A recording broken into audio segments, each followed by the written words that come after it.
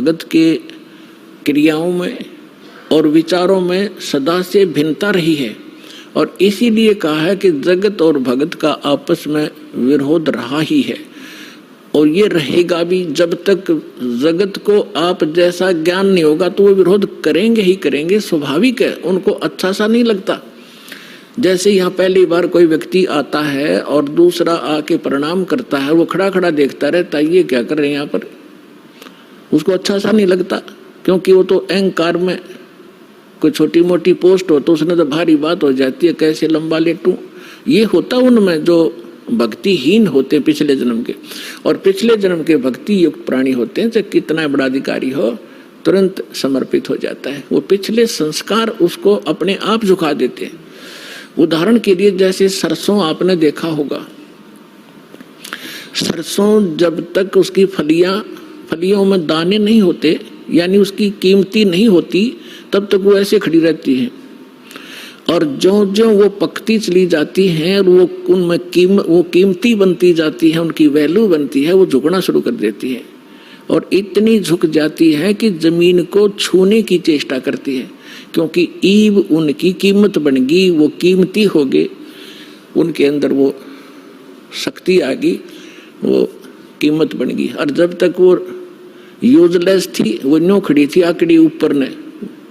तो इसी प्रकार जो पूर्व जन्म के भक्ति युक्त होते हैं, उनका स्वभाव होता झुकने का, वो खड़े रह ही नहीं सकते, उनके अंदर पिछली भक्ति इतनी जबरदस्त होती है। और जो भक्तिहीन होते हैं वो आकड़े रहा आकड़े, लेकिन उनमें भी भक्ति बन जाएगी। सत्संग सुनेंगे, भगवान की अमृत वाणी सुनने मात्र से संस्कार शुरू हो जाते हैं, चाहे वो घर पर सुन रहा है मालिक दास के वचन, किसी टीवी पे, या अपने किसी इस सिम के अंदर या इस चिप के अंदर से जो सत्संग सुनते हैं, वो भी संस्कार भरने शुरू हो जाते हैं, उसमें वजन बनना शुरू हो जाता है। फिर धीरे धीरे यहाँ भी आता है, फिर सत्संग सुनता है, यहाँ जो है प्रणाम करता है, फिर उसके अंदर वो भक्ति संग्रहित होकर अपने आप झुकना उसका स्वभाव बन जाएगा। फिर उसको बुरा लगेगा जो झुका नहीं का, प्रणाम नहीं करेगा तो उस पर कह नहीं जा। तो जो प्रसंग चल रहा है कि अब ये बिचली पीठी चल रही है, और इसमें क्योंकि सत्संग एक सामूहिक तौर से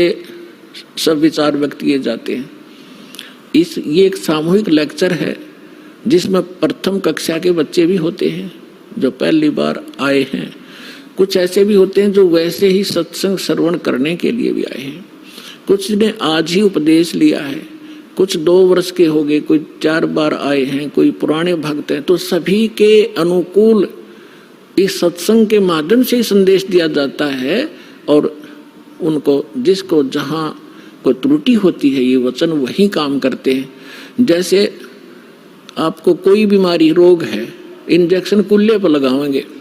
वो उसी दर्द पर जाकर काम करेगा जो रोग होगा। इसी प्रकार कोई रोग की टेबलेट है मुख से खाई जाती है, वो अपने आप वहाँ काम करेगी जहाँ वो रोग है। तो इसी प्रकार ये सत्संग सामूहिक तौर से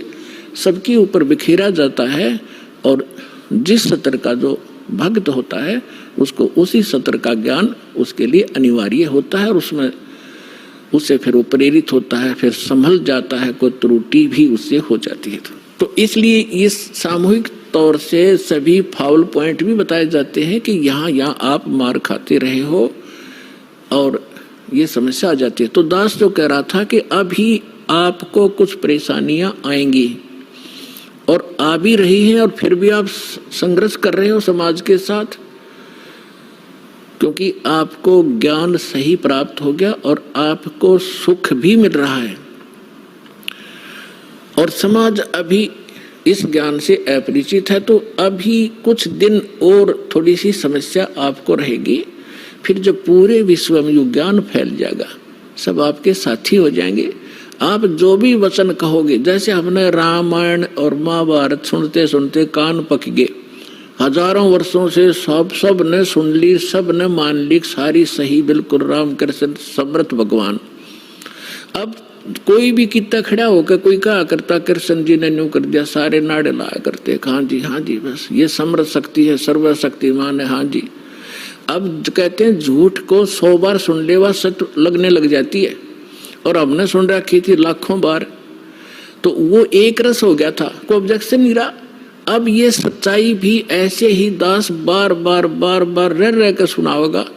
तो ये सच्चाई भी आपको एक दिन सबने स्वीकार करनी पड़ेगी और सभी ऐसे ही गर्दन हिलाया करेंगे, बिल्कुल सही, बिल्कुल सही, यही है ज्ञान और ज्ञान ही नहीं,